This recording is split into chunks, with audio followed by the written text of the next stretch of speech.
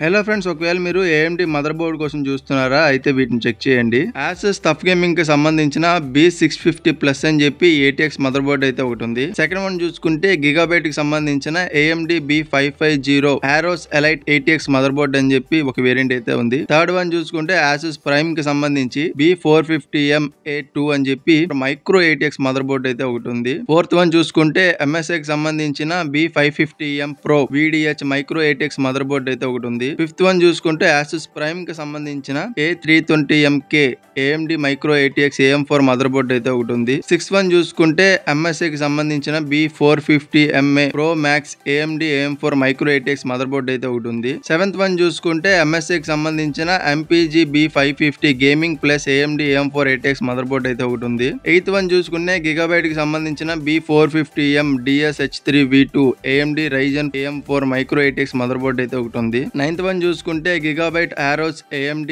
B450 Aorus elite V2 ATX DDR4 mother board అయితే ఒకటి ఉంది. టెన్త్ వన్ చూసుకుంటే ASRock కి సంబంధించిన B550 Phantom gaming AMD Ryzen AM4 ATX mother board అయితే ఒకటి ఉంది. 11th వన్ చూసుకుంటే ASRock కి సంబంధించి B550M steel legend ATX mother board అనేది ఒకటి ఉంది. 12th వన్ చూసుకుంటే గిగాబైట్ కి సంబంధించిన A520MK ultra durable AMD mother board అయితే ఒకటి ఉంది. 13th వన్ చూసుకుంటే MSI కి సంబంధించిన A320MA Pro micro ATX mother board అయితే ఒకటి ఉంది. 14th వన్ చూసుకుంటే MSI Pro కి సంబంధించిన A620ME micro ATX mother board అయితే ఒకటి ఉంది. సో వీటిలో ఏవైనా చెక్ చేయాలనుకుంటే కనుక వీటికి సంబంధించిన లింక్స్ అనేవి కింద డిస్క్రిప్షన్ లో ఇవ్వడం అయితే జరిగింది. మీరు అక్కడి నుంచి అయితే చెక్ చేయొచ్చు. వీడియో నచ్చితే లైక్ చేసి మీ ఫ్రెండ్స్ తో షేర్ చేయండి. అలాగే ఛానల్ కి ఫస్ట్ టైం వచ్చి ఉంటే కనుక ఛానల్ ని సబ్స్క్రైబ్ అయితే చేసుకుని పక్కన ఉన్న బెల్ నోటిఫికేషన్ అయితే యాక్టివేట్ చేసుకోండి. నేను మీకు మరో వీడియోతో మీ ముందు ఉంటే అంతవరకు సైనింగ్ ఆఫ్. Bye bye.